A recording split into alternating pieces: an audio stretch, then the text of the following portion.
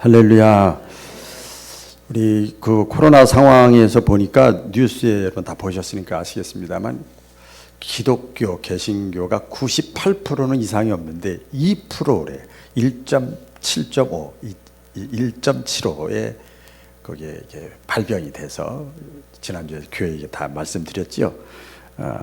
그러니까 그 1.75, 그 2%, 우리 98%가 그렇게 조심하고 있어. 믿음도 좋아. 그렇죠? 기독교가 그렇게 돼 있는데 여러분은 어쨌든 은혜 받으시길 바라고. 한국교회 대부분이 우리 종료주일이잖아요. 오늘부터 현장 예배로 또 온라인 예배 드리는 데도 있고 현장 예배. 그럼 부활주일부터는 다 정상적으로. 정상이라는 게 주일 날 예배더라고요. 정상 예배로 이렇게 현장 예배 진행하도록 이렇게 또 교단에서도 다 공문이 다 날라왔어요. 우리 교단뿐만 아니라 날라왔습니다. 우리 전라북도 14명인가 5명 되고 익산 지역은 뭐 자체에서 생긴 사람 하나도 없어요. 익산 지역은 청지형 지역이지만 그래도 우리가 이렇게 조심하고 또 이 방송을 통해서 또 보는 우리 성도들도 그렇고 청지형 지역이고 1.75%인데도 우리가 이렇게 조심해. 이렇게 조심한다고. 이렇게 여러분 신앙생활도 조심조심 죄에 대해서 이렇게 하셔야 됩니다.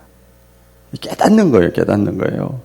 그래서 국무총리께서 다시 2주간인 사회적 거리 생활 속에서 유지하는 거 제게 또 했지요. 그래서 우리도 거기에 지금 따르는데요. 그럼에도 불구하고 이번에 2차 때 달라진 것은 현장 예배를 드릴 경우, 이제 기독교 같은 경우에요. 다른 우리 업소나 이런 건 다 마찬가지죠. 그럴 때는 꼭 7가지 수칙을 지켜라. 마스크를 쓰고 손 세정제 꼭 하고 단체 식사 금지하고 1m나 2m 거리를 두고 기저질환자, 그다음에 몸이 약한 사람, 병약자, 노약자 이런 사람들은 체크를 하든지 말로 체크하든지 체온계로 하든지 해서 들어오지 못하게 하고 방역 소독을 해라. 그리고 출입자 기록을 다 해라. 우리 교회는 이거 다 하고 있습니다. 할렐루야. 이렇게 하면서 우리가 진행을 하고 있습니다. 오늘 종료주일인데 종료주일 날 사진 올려보실래요? 사진을 한번 보시면서 오늘 종료주일입니다. 종료주일이 무슨 날입니까? 잘 알죠? 예수님이 고난받고 십자가에 달리시기 직전에 예루살렘 성에 나귀를 타시고 입성한 날. 그게 종료주일이고 바로 그 날이 오늘입니다. 왜 종료주일이라고 했느냐? 많은 사람들이 나귀를 타고 예루살렘 성으로 입성하시는 그 예수님을 보려고 길가에 나와 소문이 빠르게 퍼졌어요. 코로나 바이러스처럼 쫙쫙 퍼져나간 거예요. 그래가지고 사람들이 전부 길가에 나와가지고 또 그 사람들이 전부 다 유대인들이잖아요. 그러니까 메시아, 구세주, 그 대림 마음이 있었어요. 구원자가 이 나라 민족을 구원해 주길 다 들은 건 있으니까. 그래서 예수님이 나귀 타고 올라온다. 야, 저분이 구세주래. 그래서 종려나무 가지를 꺾어가지고 막 흔들면서 잘 알죠. 호산나 다윗의 자손이여 찬송하리로다. 주의 이름으로 오시는 이여. 그랬어요. 다윗의 자손이라는 게 무슨 뜻인 줄 아세요? 왕의 후손이라는 거예요. 왕족이라는 거예요. 왕족. 다윗의 자손이여 찬송하리로다. 근데 오는데 막달라 마리아의 요셉으로 오시는 이가 아니라 주의 이름으로 오시는 이여, 하나님의 이름으로 오시는 이여, 다윗의 자손이여, 이렇게 환호를 합니다. 왕의 자손이에요. 그래서 종료주일은 이걸 하는 말, 우리 한국말로 요약해서 말씀드리면 이걸 이렇게 합니다. 예수님, 당신은 우리의 왕이십니다. 흔드는 거예요. 종려나무 가지를. 당신은 내 인생의 우리의 왕이십니다. 흔드는 날이 오늘입니다. 그렇게 외쳤어요. 따라해 보겠습니다. 예수님, 더 크게. 예수님, 당신은 나의 왕이십니다. 할렐루야. 그게 이제 종료 주일에 있었던 일이에요. 이때 많은 사람들이 어떻게 했는가 하면 너무 좋으니까 이것만 가지고 안 되니까 겉옷을 벗어가지고 예수님이 타신 그 나귀 새끼가 이렇게 지나가는 길에다가 자기 겉옷을 내렸어요. 야, 믿음 좋아, 믿음 좋아. 이렇게 벗어가지고 막 했단 말이에요. 믿음 참 좋아. 예수님이 진짜 너무 좋아하는 것 같아. 그렇죠? 그리고 종려나무 가지를 흔들 뿐만 아니라 꺾어가지고도 종려나무 그냥 최대한 예우를 표하는 거죠. 거기다 길에다 다 깔았습니다. 어떤 사람은 예수님 그 나귀를 타고 가는데 그 앞에서 앞장서 가지고 막 외치는 거야. 아까 그 얘기를 다윗의 자손입니다. 주의 이름으로 오시는 입니다. 저 뒤에 오고 있습니다. 막 그러는 거예요. 예수님을 나타내고 홍보하고 자랑하는 거예요. 믿음 좋아, 믿음 좋아. 그러고 있어요. 왕이 나가신다, 길을 열어라.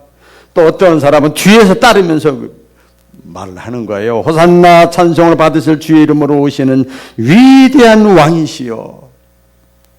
그리고 종려나무 가지를 이렇게 흔들었어요. 자, 이게 이제 종려 주일에 우리가 묵상해야 될 내용인데요. 자, 우리 성경은 잘 보세요. 창세기부터 요한계시록까지 우리가 처음 베델 성서나 뭐 성경 공부할 때, 신학 공부할 때 제일 먼저 하는 게 뭔가 하면 성경은 어떻게 그런 일이 있을 수가 있어? 이러지 말아라 이 말이에요. 어떻게 이런 일이 있을 수가 있어? 그러지 말아라 이 말이에요. 항상 그거는 과학적인 사고방식이야. 헬레니즘 사고방식이에요. 성경은 항상 왜 이 말씀이 기록되어 있지? 왜 그렇게 말씀하셨지? 왜 이런 사건이 나타났지? 이렇게 봐라. 그게 히브리적인 사고방식이에요. 창세기 1장 1절 태초에 하나님이 천지를 창조하시니라. 어떻게 그게 가능해? 그럼 성경 덮어야 돼. 교회 다니지 말아야 돼. 예수 믿지 말아야 돼. 코로나 때는 그냥 완전히 이참에 그냥 몇 년 쉬어야 돼. 태초에 하나님이 천지를 창조했다는 게 어떻게 가능하냐고 머리를 굴려고 과학적으로도 해석이 안 되는데 이해가 안 되는데 근데 왜 하나님이 무에서 유를 천지를 창조하셨을까? 하나님은 어떤 분일까? 이렇게 봐야 돼요. 이렇게 성경은 그런 식으로 우리가 접근해야 됩니다. 히브리적 사고입니다. 그래서 예수님께서 왜 나귀를 타시고 예루살렘 성에 들어오셨을까? 첫째는 예언의 성취입니다. 따라해 보겠습니다. 예언의 성취. 오늘 본문 4절에 보니까 이는 선지자를 통하여 하신 말씀을 이루려 하심이라. 이는 예수님이 나귀를 타고 예루살렘 성에 올라가는데 이것은 선지자 구약에 선지자들이 이미 여러 사람들이 말을 했던 것이다. 이루어지는 것이다. 그래서 이루어지는 것이다. 예수님은 항상 우리 그 사역 가운데 보면 구약의 예언을 성취시키는 일에 예수님 자신도 관심이 많았어요. 그래서 예언의 성취를 통하여 이 주변 사람들이, 백성들이, 많은 사람들이 내가 유대 땅 베들레헴에 태어난 일반 사람이 아니고 하나님이 보내준 구원자다, 메시아다, 구세주임을 믿을 수 있도록 예언의 성취를 늘 예수님 사역 가운데도 선지자 이사야가 말을 했느니라. 구약의 모세가 말을 했느니라. 이렇게 말을 했어요. 예언의 성취를 관심이 많아 입증할 필요가 있었어요. 그래서 사람들이 보기에 겉에서 보면 대단하게 보이는 게 뭐냐면 나귀하고 반대하고 백마라고 할 수 있어요. 백마. 그냥 날 타고 예루살렘 성에 입성하지 않았어요. 근데 얘 백마를 탄 사람이 있어요. 제가 보니까 신천지 이만희가 백마를 타고 다니더만. 참네. 또 한 사람이 있어. 저 북한의 김누구가 또 그냥 백두산까지 백마를 타고 다니더만. 자기가 신이다 이거지 그거지. 자기만 믿으라는 거지요. 근데 예수님은 나귀를 새끼를 타고 예루살렘으로 올라가셨습니다. 여러분 그 구약의 예언들을 미리 알고 예언의 말씀들을 미리 알고 따라해서 미리 알고 미리 안다는 게 중요해요. 미리 알고 있는 사람에는 어떻게 범상하게 보이지 않는 거예요. 그 많은 짐승들이 있는데 왜 나귀 새끼를 타고 예루살렘 성에 입성하실까? 구약의 예언의 말씀 미리 알고 있는 사람들은 오히려 그게 눈에 팍 띄인 거예요. 반짝한 거예요. 코로나 사건 있을 때 구약의 예언, 신약의 예언 모든 것들이 딱 보이는 거예요. 깨달아지는 거예요. 이러니까 뭐 이게 아니고 딱 보이는 거예요. 성경이라는 안경, 말씀의 안경을 끼고 보면 보인단 말이에요. 보인단 말이에요. 이때 말씀을 믿는 사람들은 저분 구세주 맞다. 나귀 새끼를 타고 예루살렘 상에 오는 거 맞다. 그래서 기뻐한 거예요. 그래서 위대한 왕이라고 그런 거예요. 그래서 호산나라고 그런 거예요. 모르는 사람은 모르죠. 그러나 여러분 보세요. 우리 가만히 같은 신앙의 길을 걸어가는 우리 저와 여러분들, 구약 성경에 지식이 있었던 사람들이 있었어요. 대제사장이나 바리새이나 사두개이나 서기관이나 이런 사람들은 구약 성경에 대한 지식이 있었는데 깨닫지를 못하고 예수님을 향해서 오히려 화를 냅니다. 무식하게, 시대에 맞지 않게 막 이래버렸어. 그랬잖아요. 그 사람들이 그랬어요. 왜 그랬을까? 그 사람도 성경 지식이 있는데, 오늘날로 말하면 왜 그랬을까? 그 사람도 집사고 권사고 장로고 교회 다니고 헌금 내는 사람인데 왜 저렇게 반응이 다를까? 생각해 보세요. 이 사람들은 성경 지식은 있었는데, 잘 들어보세요. 지식은 있었는데 그 말씀을 그대로 믿는 믿음이 없어요. 믿음이 없어.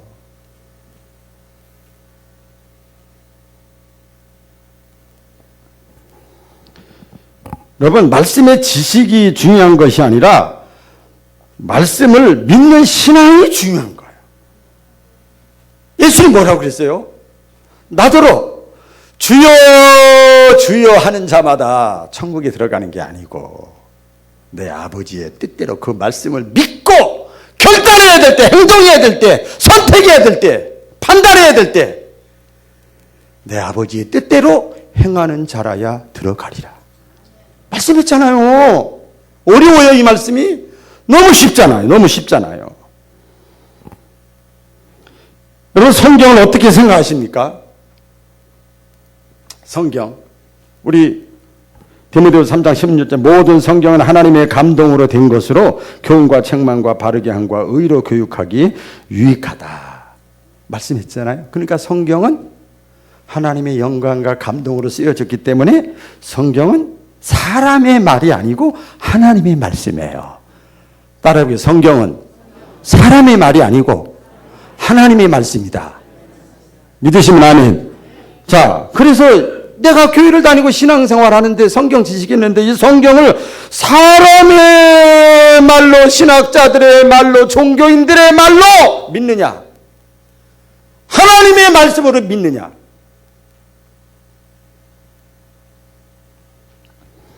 이게 신앙의 기초입니다. 기본입니다. 기본. 기본이 안 되니까 기본이 정확하지 않고 그러니까 나머지가 다 흔들리는 거죠. 흔들리는 거 가지고 얘기하면 안 돼. 안 돼. 기본이 안 되면 흔들릴 수밖에 없지요. 말씀대로 이루어질 것을 내가 믿고 그 말씀의 성취를 기다리면서 말씀의 안경을 끼고 사건과 시대를 바라보는 눈이 있어야 된다 이 말이에요. 그래서 성경에 많은 분들이 영적으로 눈이 띄어져 있고 깨달은 분들은 말씀대로 이루어지기를 원하나이다. 이 세계 현상이 돌아가는 거, 국내 현상이 돌아가는 거, 뭐 코로나뿐만 아니에요. 내 가정에, 내 인생에, 내 자녀에게 이루어지는 모든 것들이 말씀대로 이루어지기를 원하나이다. 내가 고난을 당해도 감수하겠습니다. 내가 잘 나가도 겸손하겠습니다. 말씀대로 이루어지기를 원하나이다. 말씀대로. 어떤 집사님이 이런 고백을 해요. 제가 적었는데요. 나는 일반 성도로서 신학을 공부하지 않았지만 한 가지 명백한 사실을 알고 있다. 그것은 바로 성경의 말씀은 문자 그대로 모두 이루어진다는 것이다. 예수의 초림 사건은 구약 여러 곳에서 예언되었고 문자 그대로 성취됐다는 사실이다. 일반적으로 국어를 읽고 쓸 줄 아는 사람이라면 이 글을 읽을 줄 아는 정도면 성경에 기록된 대로 예수님의 초림에 대해 알 수 있다. 성경은 이런 면에서 결코 어려운 책이 아니다. 일반 집사님이 쓴 거예요. 자, 여러분 보면 구약의 예언 이사야서 7장 14절에 제가 읽을게요. 예언한 겁니다. 구약에. 그러므로 주께서 친히 징조로 너희에게 주실 것이라. 보라, 처녀가 잉태하여 아들을 낳을 것이요 그 이름을 임마누엘이라 하리라. 예언했어요. 그런데 신약의 성취가 있어요. 마태복음 1장 22, 23절에 보면 이 모든 일이 된 것은 주께서 선지자로 하신 말씀을 이루려 하심이니 가라사대 보라, 처녀가 잉태하여 아들을 낳을 것이요 그 이름을 임마누엘이라 하리라 하셨으니. 글자도 안 틀려. 문자 그대로 성취가 돼버렸어. 성경 그렇게 되죠. 찾아보세요. 제가 성경 구절만 써놨어요. 또 구약의 예언입니다. 스가랴 11장 12절에 보면 내가 그들에게 이르되 너희가 좋게 여기거든 내 고가를 내게 주고 그렇지 않거든 말라.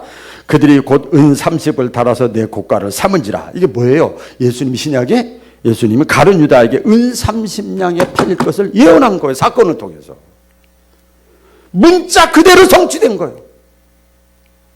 뭐 이거 이렇게 하면요 오늘 밤새입니다. 엄청 많아요. 문자 그대로 구약의 말씀 신약에 다 성취됐다는 거. 여러분 우리가 여기서 보면 당연한 사실 한 가지를 깨달을 수 있습니다. 구약의 그 하나님은 신약의 그 하나님이야. 아멘이지요. 신약에 역사하셨던 하나님은 오늘의 나의 하나님이야. 이거 틀림없잖아요. 사람은 왔다 가지만 그 하나님은 영원하신 하나님이야. 그런 신앙의 사람들이 뭐라 아브라함의 하나님, 이삭의 하나님, 야곱의 하나님, 다윗의 하나님, 모세의 하나님이 나의 하나님 되심을 내가 지금도 믿습니다. 똑같아요. 똑같아요. 그 구약의 예언의 말씀은 신약에 성취됐고 뿐만 아니라 구약과 신약의 그 예언의 말씀들은 미래 인류의 역사에 나타날 것을 다 예언했단 말이에요. 근데 그것이 다 성취되는 거예요. 보여. 다 보여. 제가 탁구 좀 친다고 그랬잖아요. 다 보여. 하수, 고수 다 보여. 저거 분명히 저럴 것이야. 이럴 것이 다 보여. 아이고, 왜 안 돼. 그거 안 되는 거 뻔히 나와, 답이. 예수님의 성경 예언의 말씀을 성취하신, 예언의 말씀을 성취하신 구원자, 구세주, 하나님의 아들이 된 것을 믿을 수 있기를 주의 이름으로 축원합니다. 분명합니다. 두 번째, 예수님이 왜 나귀 새끼를 타고 예루살렘에 들어오셨을까? 따라해 보겠습니다. 내 멍에를 메려고, 더 쉽게 말하면 내 짐을 지려고 예수님이 나귀 새끼를 타셨다는 거예요. 외자가 참 중요해요. 오늘 본문 5절 하반절에 보면 그는 멍에 매는 짐승의 새끼를 탔도다. 저는요 이 성경 보면 1.1핵도 우연히 어쩌다 쓰여진 것이 없다고 그랬는데 나귀 새끼를 하나님의 아들 예수님이 나귀 새끼를 탔다는 건 얼마나 큰 의미가 거기 있겠어요. 그렇죠? 멍에라는 건 짐을 얘기하는 거예요. 짐. 모든 무거운 짐을 매는 그 나귀 새끼를 타고 예수님이 예루살렘에 올라갔어요. 구약 이사야서 53장 4절에 보면 그는 실로 우리의 질고를 지고 우리의 슬픔을 당하였거늘 우리는 생각하기를 그는 징벌을 받아서 우리에게 하나님에게 맞으며 고난을 당한다 하였노라. 그가 찔림은 우리의 허물을 인하며 그가 상함은 우리의 죄악을 인함이라. 그가 징계를 받음으로 우리가 평화를 누리고 그가 채찍에 맞음으로 우리가 나음을 입었도다. 우리는 다 양 같아서 그를 행하여 각기 제 길로 갔거늘 여호와께서는 우리 무리의 죄악을 그에게 담당시키셨도다. 짐, 멍에가 뭐냐면요. 우리 인생을 살아가는 데 있어서 여기 그룹이 질고야, 질고. 질병. 왜 이렇게 아픈 데가 많아? 왜 이렇게 병들었어? 왜 이렇게 슬퍼 사는 게 슬픔, 질고, 슬픔, 허물. 왜 이렇게 허물이 많아? 완벽한 것 같아도 다 허물 없는 사람이 없어요. 허물, 상함, 죄악. 왜 이렇게 죄도 잘 지어? 교회 다니면서도. 그게 모든 내가 내 힘으로 어쩔 수 없는 짐이요, 짐. 그게 멍에요, 멍에. 근데 우리 모두의 죄, 멍에, 죄악 이것을 누구에게 다 덮었었냐, 담당시키셨느냐? 예수님에게. 할렐루야. 이미 말씀을 했어요. 우리의 인류의 죄를 예수님이 다 지시는 거 십자가에서. 그래서 우리 예수님이 십자가 가상 7원 가운데 두 가지가 있잖아요. 아버지 하나님, 저들의 죄를 저들에게 돌리지 마옵소서.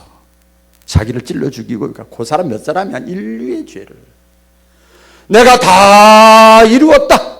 죄 문제, 수고, 슬픔, 걱정, 염려, 뭐 여러 가지 영육 간의 죄악의 문제, 자기가 해결 못하는 거 주님 앞에 나와서 바지끄레기 붙잡고 있으면 주님이 해결해 준다는 거예요.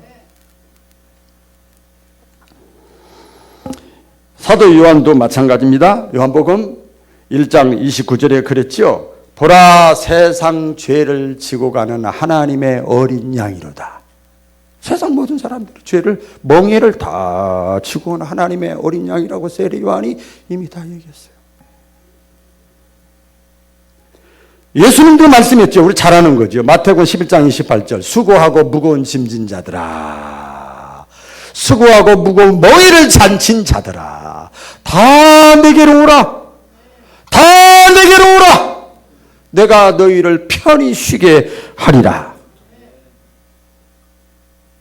예수님 소개한 분도 그렇게 했고, 예수님 자신도 그렇게 말씀했어요. 너의 모든 짐을 내게 다 맡겨라. 맡기라는 거예요. 왜 못 맡기냐고. 왜? 자기가 움켜잡아서 할 것 같으면 될 것 같으니 뭐 되죠. 안 돼요. 하나님이 도와주셔야 됩니다. 저는 코로나 상황을 통해서 보면, 옛날에도 한번 간증을 했습니다만, 서울에서 목회할 때 어떤 김 이름 까먹었네요. 지금도 권사님인데, 문 집사님인데, 지금 권사님인데, 대신방을 갔는데, 신방을 하는데, 막 우는 거예요. 문점순. 우는 거예요. 제가 설교를 기가 막히게 잘하는가 보다. 그래서 제가 막 설교를 때 열심히 했어요. 막 아멘 울어요. 그래서 그 신방도들 쭉 가는데, 왜 이렇게 우세요? 뭐 이렇게 목사님 말씀이 너무 좋아서 은혜스러워서 울어요. 그래서 깨달음이 와요. 그러는 줄 알았어. 그걸 기대했어. 전혀 그거가 상관없어. 뭐랬는지 아세요? 지금 제가 병원에 있다가 잠깐 여기 왔대. 대신방 받으려고. 왜? 그랬더니 그 아파트에 사는데 아파트 앞에서 학원차가 애를 데리고 가는 거예요. 학원 앞에서 데리고 가는. 자기가 일을 다니니까 미리 누구한테 부탁해서 이렇게 하는데요. 학원차 앞에서 거기서 차 사고 안 한 거야. 자녀가. 그 병원에 입원해서 그 간호하다가 신방 받으려고 온 거예요. 믿음이 있는 거죠. 그렇죠? 그 목사님 여동생인데 있는 거예요. 그러면서 자기가 깨달은 거예요. 아기 때부터 옹냐 이렇게 하다가, 아니 유치원 다니니까 이제 손 떼야 돼. 자기도 일해야 되고, 애는 애 세상이 있어. 하나님이 도와주셔야 되는데 자기는 지금까지 내가 다 해야 되는 줄 알았대. 하나님이 지켜주셔야 되는데 내가 이렇게 내가 하나님 됐다 이 말이에요. 그래서 막 회개하는 거예요. 깨닫는 자가 복입니다, 여러분. 그런 간증을 하는 걸 들었어요. 내게 내 인생의 무거운 짐을 다 맡겨버리라. 내가 다 짊어지마. 여러분, 그렇게 말한 교주가 사람 이 세상에 어디가 있어요? 예수님밖에 없어요. 그래서 나온 찬양이 있어요. 이 사실이 믿어지고 깨달아지고 체험되어져서 깨달아질 때 부른 찬송들이 많아요. 내가 제가 너무 많이 적었는데 다 할 수도 없고, 내 짐이 점점 무거워질 때 주 예수 앞에 내려놓으면, 맡겨놓으면 불쌍히 여겨 날 구해 주리. 은혜의 주님 오직 예수. 할렐루야. 말 사람이 적으니까 더 은혜가 돼. 저는 어떤 면에서 이러면 안 되는데, 어려운 일 당할 때 나의 믿음 적으나 의지하는 예수를 더욱 의지합니다. 나는 갈 길을 모르니 나를 인도하소서. 어찌해야 좋을지 나를 인도하소서. 마음이 심히 슬프니 의지 없이 그냥 다니니 주여 나를 인도해 주옵소서. 이게 다 바뀌는 거예요. 옛날에 이런 찬송 많이 불렀어요. 오늘 찬송, 죄짐에 들린 사람은 다 주께 나오라. 할렐루야. 주 말씀 의지할 때, 이 말씀 꽉 붙잡고 있을 때에 그 평안 얻으리. 의지하세요. 주님 의지하세요. 말씀 의지하세요. 내 모든 명예를, 그래서 여러분, 우리가 예수님을 받아들이고 완전하게 믿으면, 받아들이고 예수님을 내 인생의 주인으로 왕으로 받아들이면 수고와 슬픔과 염려와 근심을 주님이 대신 다 져주시기 때문에 그것이 가벼워지는 거예요. 가벼워. 주님을 온전히 의지하지 못하는 기본 신앙이 안 되니까 어려운 거예요. 여러분 인생에, 여러분 삶에, 여러분 어깨에 벗겨지지 않은 무거운 짐들이 누르고 있는 사람들이 있을 거예요. 관계로, 사람 때문에, 물질 때문에, 용서받지 못한 죄 때문에, 고통과 두려움의 질병, 인생의 복잡한 괴로운 문제, 이거 내가 고민하고 연구하고 씨름해도 해결이 안 돼. 내 힘으로, 내 능력으로, 내 지혜로 한계를 느낄 때 그때 주님을 바라보는 거예요. 무거운 짐을 다 지고 있는 나귀 새끼를 타신 예수님, 그분께 맡기는 거예요. 여러분 찬송가 뭐하러 불러요? 살든지 죽든지 뜻대로 하옵소서. 그러나 거기에 하나님이 나에게 지혜를 주셨어. 내 지혜가 부족하면 교회를 통해서, 목회자를 통해서 지혜로 같이 받아가지고 가면 되는 거예요. 제가 나이가 어리지만 여러분의 인생의 목자라 이 말이에요. 따라오는 거예요. 멍에 매는 짐승을 타신 예수님께 맡겨버릴 수 있기를 주의 이름으로 축원합니다. 마지막 세 번째입니다. 왜 예수님이 나귀 새끼를 타고 예루살렘 성으로 입성하셨을까? 왕 중의 왕이기 때문에 그렇습니다. 따라해 보겠습니다. 왕 중의 왕이시다. 오늘 본문 상반절하면 내 왕이 임하나니, 그런 말씀 있죠. 내 왕이 임하나니. 저 사실 이거 그 주보회 할 때 경배 찬송에 보면 전능왕 오셔서, 위대하신 그 하나님 앞에 청와대에서 내가 특성 하나만 불러도 가수들이 대단하게 여기더만. 전능왕 오셔서 주일은 찬송케 하옵소서. 그 찬송 부르는 거예요. 영광과 권능의 성부여 오셔서 내 인생을, 나의 삶을 다스려 주옵소서. 이렇게 하고 하나님께 예배 드리는 거예요. 여러분, 서론에도 말씀드렸습니다. 종료주일의 가장 큰 의미는 사실은 고난주일 내일부터가 저기지, 예수님은 왕이라는 거예요. 예수님은 왕이시요. 예수님 왕, 우주의 왕, 세상을 주관하시고 다스리는 분, 유대인의 왕뿐만 아니라 세상의 왕 정도가 아니라 비교가 안 되는 왕 중의 왕이에요. 왕. 따라해 보겠습니다. 왕 중의 왕. 자, 그런데 여러분, 그분이 어떻게 어린 나귀 새끼를 타요? 어울리지 않아요. 그렇게 위대한 왕인데 나귀 새끼를 탔어요. 왜 하필 나귀 새끼를 타셨을까? 오늘도 본문에 나옵니다. 겸손입니다. 따라해보겠습니다. 겸손이에요. 여러분, 겸손의 첫 번째 조건이 뭘까요? 겸손의 첫 번째 조건, 이거 아는 분은 제가 책 하나 드릴게요. 신앙생활 필수 비타민. 겸손의 첫 번째 조건이 뭘까요? 겸손의 첫 번째 조건, 저는 이 말씀 묵상하면서 엄청나게 제가 깨달았어요. 은혜 받았어요. 겸손의 첫 번째 조건은요, 답 없어요? 조건은요, 내가 높은 자가 돼야 됩니다. 내가 높은 자가 돼야 겸손의 말이 의미가 있는 거예요. 본래부터 낮은 사람은 겸손이라는 말이 들어가질 않아요. 예를 들어서 여러분, 거지가 부자 앞에서 동냥을 하며 굽시 더 얻어먹으려고 굽싱굽싱거리는 건 겸손이 아니에요. 그렇죠? 야, 겸손하다. 그래, 부자가 더 줘요? 안 그래요? 여러분, 길에 가다가 어떤 사람 보면은 밖에 막 누워서 막 그렇게, 그 겸손이 아니에요. 비굴한 거지. 어떤 면에서 보면. 말단 사원이 사장님 앞에서 허리를 굽혀가지고 막 고개 숙이고 예 하는 거, 그 겸손이 아니죠.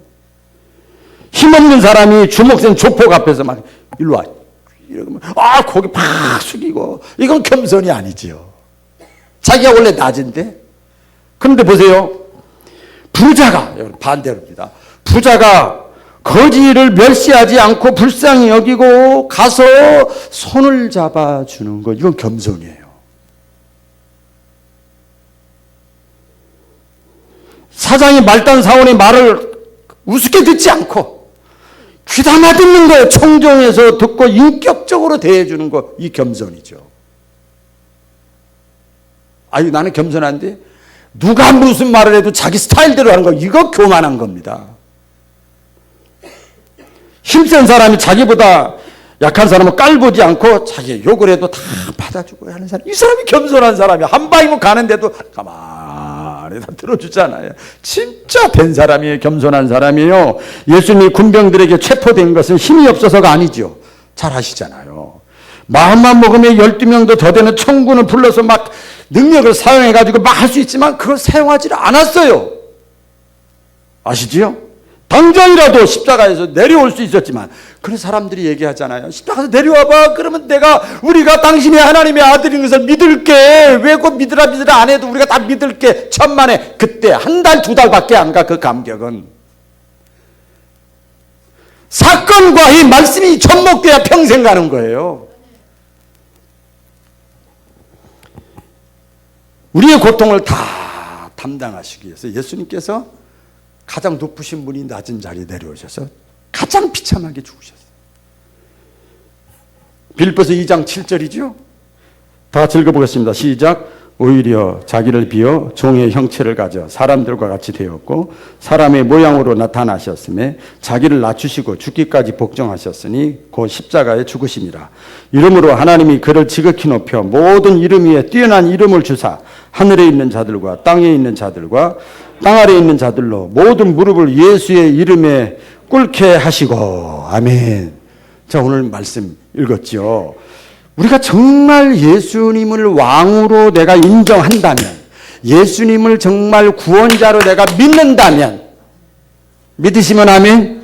예수님을 내 인생의 왕으로 구원자로 내가 믿는다면 우리는 뭐예요? 그분의 백성이고 그분의 종이에요. 괜히 자기가 주인 노릇하면 안 된단 말이죠. 따라서 어떻게 해야 돼요? 그분의 종이고 그분의 백성이고 그분의 신하야. 그러면 그분께 충성해야지요. 충성. 교회에서 헌신예배 충성 그거 아니에요. 그분께 충성해야 되고 그분의 말씀에 그분의 뜻에 내가 따라가려고 복종하려고 애쓰고 힘써야 된다 이 말이에요. 힘써야 된다 말이죠. 나의 뜻, 나의 유익보다 왕의 뜻, 그분의 뜻, 그분이 내 구원자이고 나의 왕이신 것을 내가 믿는다면 내 뜻보다 그분의 뜻을 먼저 앞세우는 거예요. 지금 당장 내가 손해가 나고 마음이 안 들고 그래도 그렇게 하는 거예요. 왕을 위해서 어떤 면에서 보면 목숨까지도 바치는 거예요. 찬송가에 그런 찬송이 얼마나 많아요. 근데 그렇지 않으면 엄격하게 극단적으로 표현해 볼까요? 그렇지 않으면 배신입니다. 뭐 베드로가 예수님을 찔러 죽였어요? 전혀 안 그래요.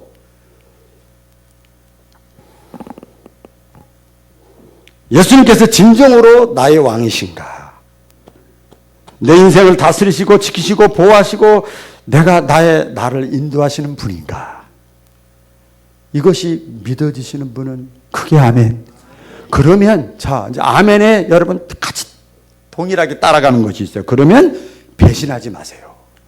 섭섭하게 되지 마세요. 예? 순종하고 감사하고 기뻐하고 담대하고 맡기고 흔들리지 말고. 할렐루야. 흔들리지 말고. 근데 그렇게 위대하신 분이 나의 왕이신 그분이 나귀 새끼를 타고 가장 낮은 자리까지 오셨어요. 그런 예수님을 내가 어떻게 대해야 될까? 예? 어떻게 그분을 내가 대해야 될까?